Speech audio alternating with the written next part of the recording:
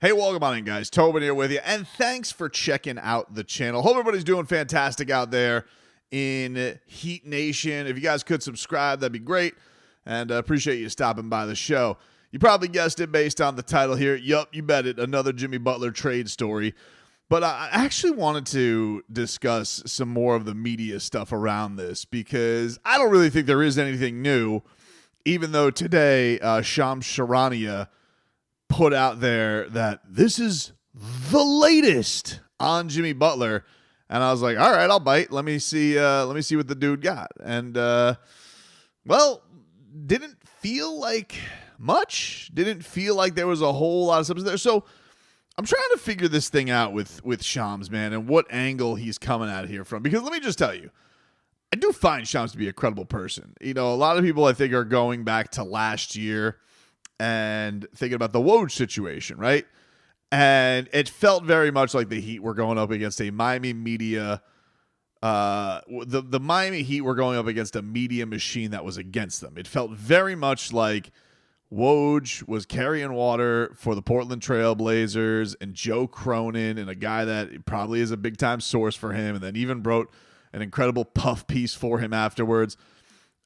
I like to think with Shams, like I'm sure everybody's got their flaws, but I do genuinely like the guy's work, and I do find him to be credible. I mean, like the guy has the deets on like the Sixers team meeting that obviously are true because Joel Embiid is furious about them.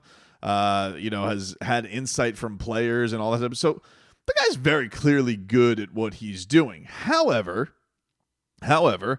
nobody is above the machine that can become ESPN and how much they put you on television and how much they're paying you and what they want from you.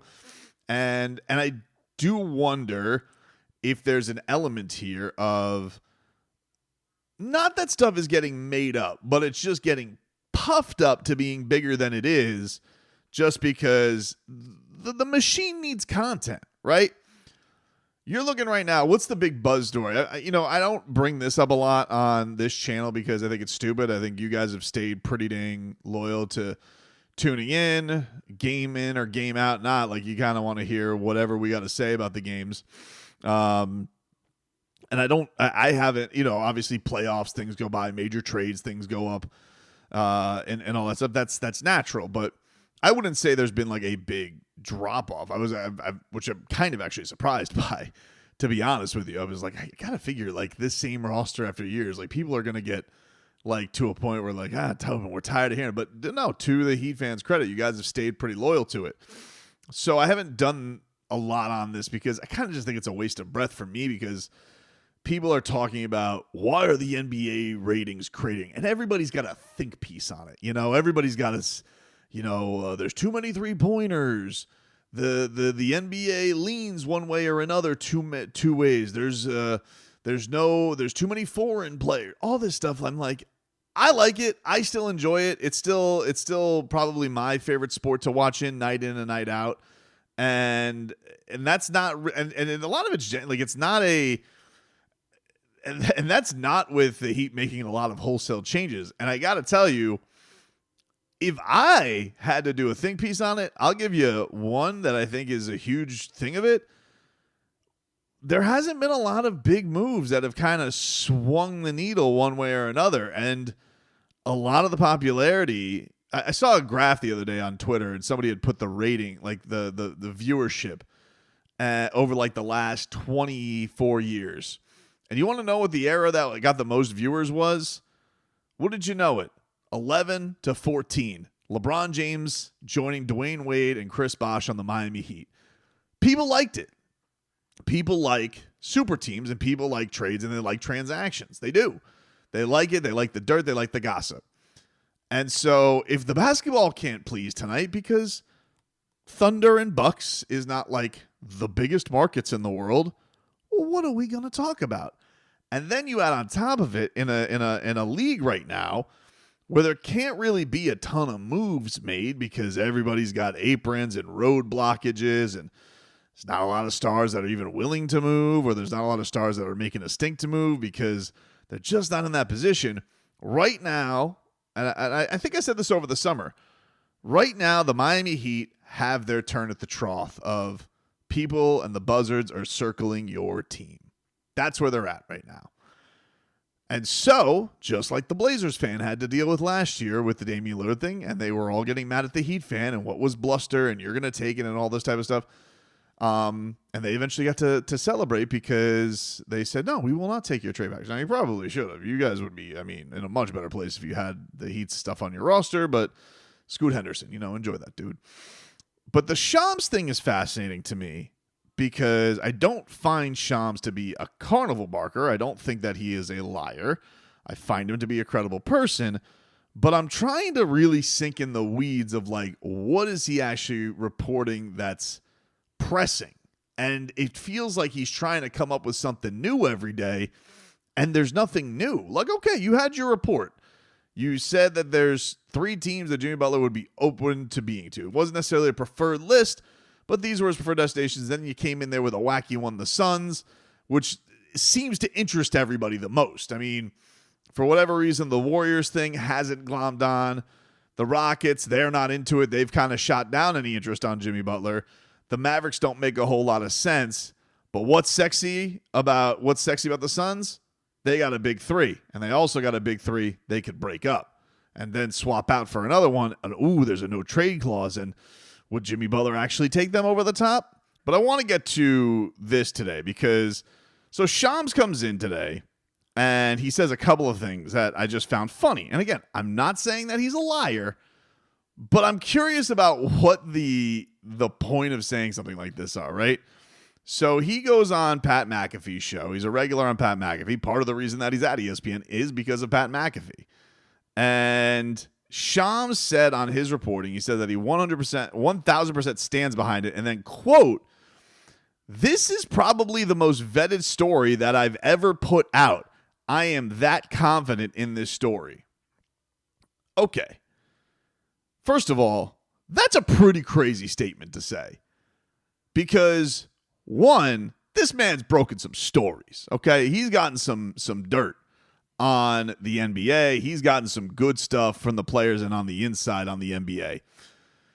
To have a hypothetical situation of stuff that's got smoke, but it's basically saying these are kind of the teams Jimmy Butler's into going to.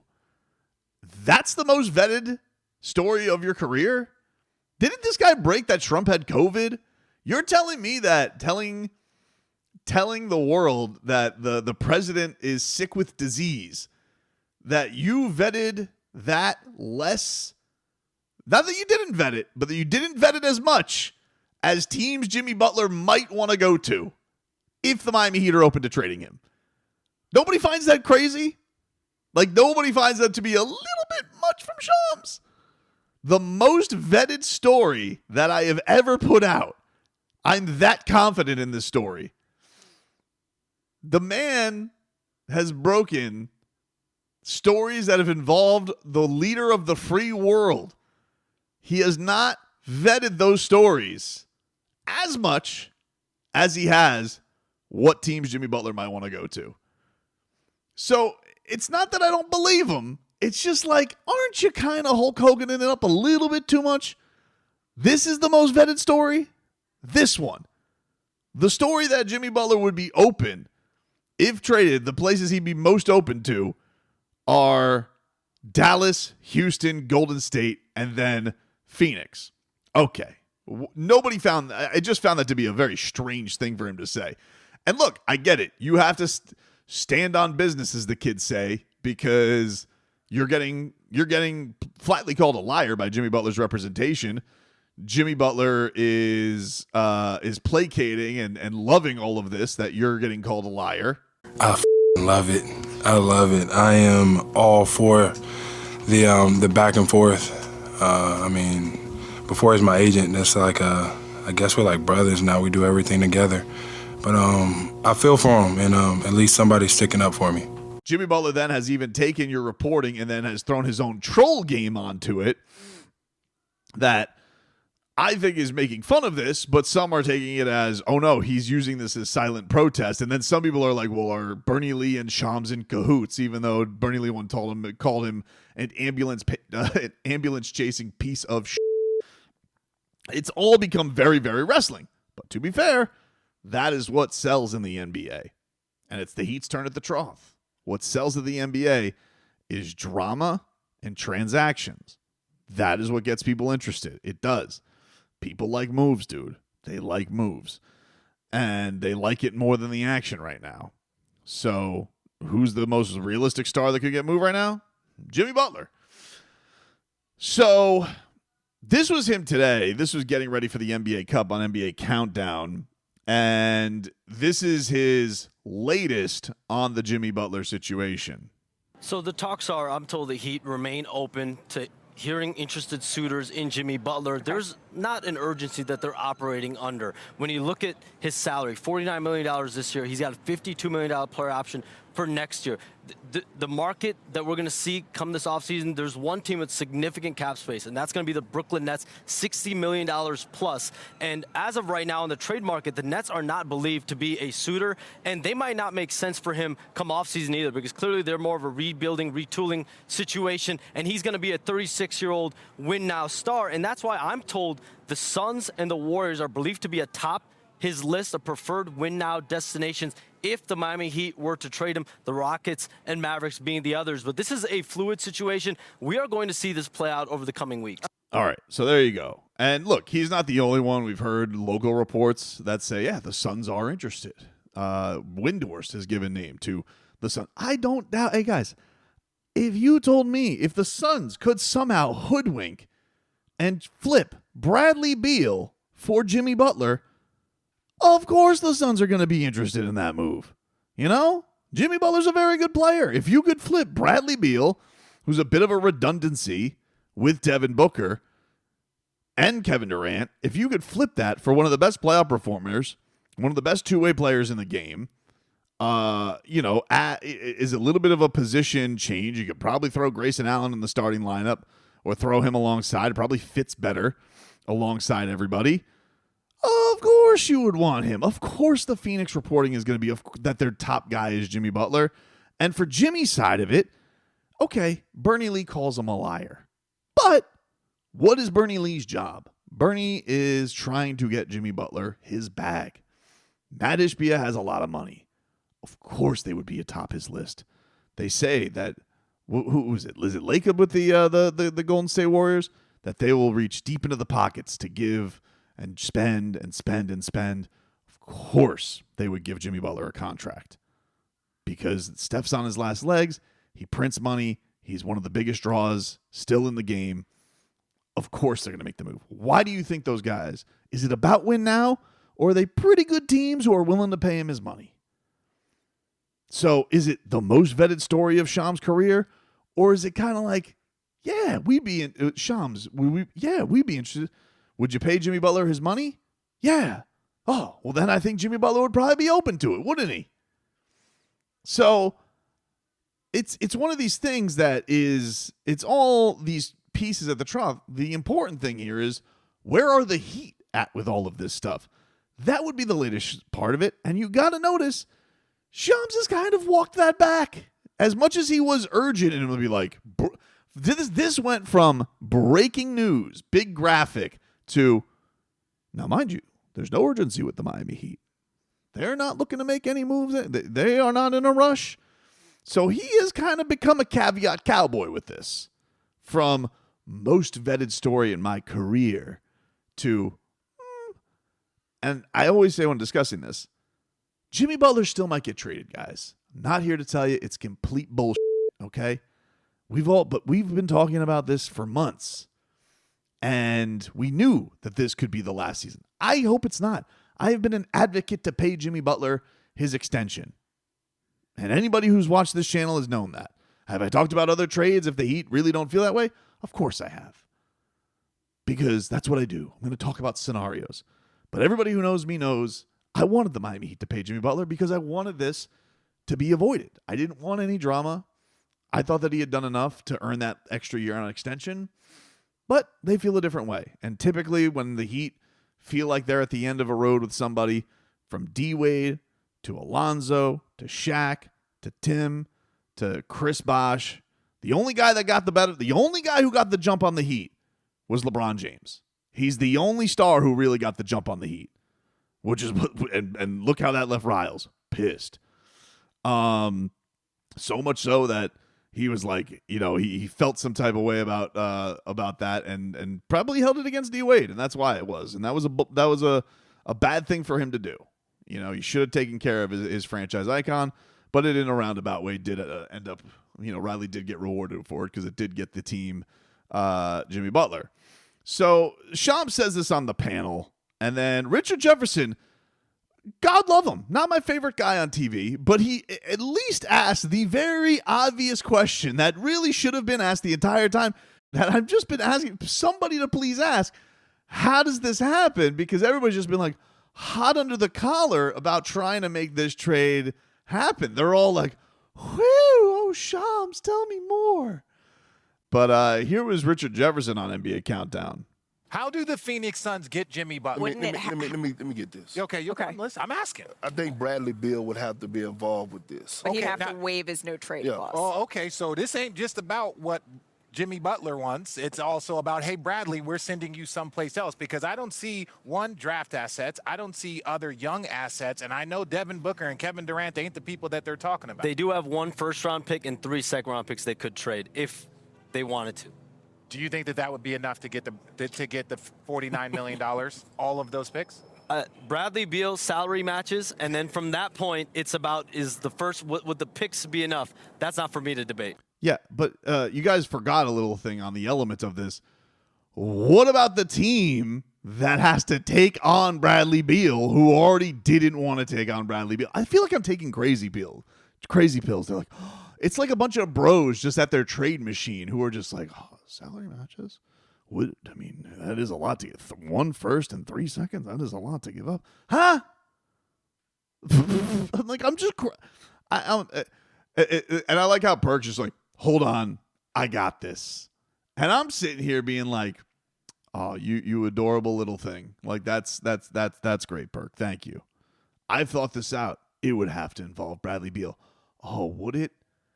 Which again goes to my whole thing. Like, if you actually wanted the Heat to budge on it, like, and I don't think this is going to happen. But when I saw this report had come out, I'm like, well, I kind of already know how the Heat would feel about Bradley Beal and the way that all worked out, and then Bradley Beal having a big mouth about it. Kind of feel like that bridge is burned. But look, maybe I'll look like the asshole, dude. I'll sit here and I haven't vetted a damn thing. I'm just using a little thing called common sense. Follow the team. Feel like they've already made their feelings known about Bradley Beal. So I'm trying to figure out, again, like, first of all, what exactly is the latest? The latest is, now the Suns and the Golden State Warriors are atop the list. Oh, you mean because one team is completely out and the other has nothing to trade for? Wow. What detective work you've done there. That's crazy. So the Rockets, who said we're not trading for anybody, and the Mavericks, who have nobody to deal to the Heat, wow, just crazy. How did those two end up at the top of the list? I'll never know. That's very, very strange. But I don't know. I don't know. It's like the thing is I don't feel like anybody is lying. I do feel like they're gassing it up a little bit. That's kind of how I feel about the thing. I even said this, this morning on the video that I did about the post-game reaction yesterday in Heatland. It was very salty. It's a very salty locker room. Bitter about the loss.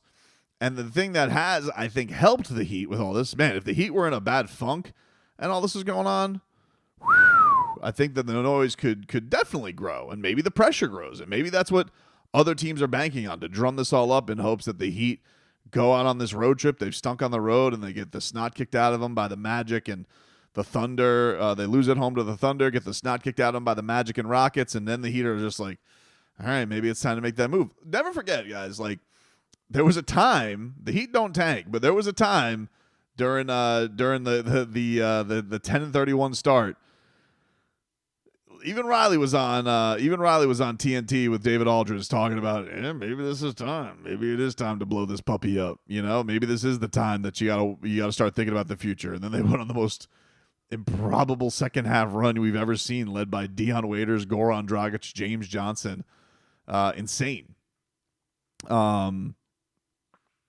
But I don't know, man. It kind of all feels like stuff that's on repeat right now. But I was laughing at the latest being what teams are atop the list, and that Shams is like, this is the most vetted story of my career. What?